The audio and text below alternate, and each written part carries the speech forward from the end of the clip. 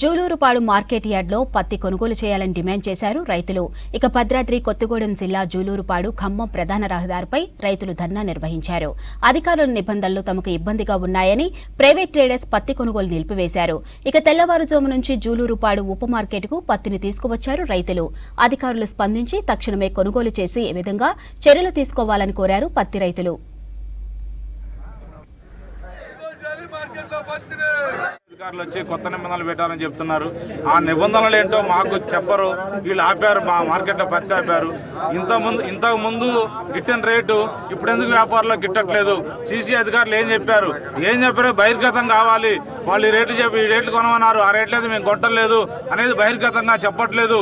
6కి లోడ్ చేసుకొని తీరే ఇక్కడికి వస్తే మాకు పత్తి కొనుగోలు చేయం, మాకు రైట్స్ లేవు, మాకు ఇవాళ సెలవు అని చెప్పారు వాళ్ళు. ప్రతి ఒక్క ఇక్కడ వచ్చిన రైతులకు ఈరోజు సెలవు అని ఎవరికి తెలియదు.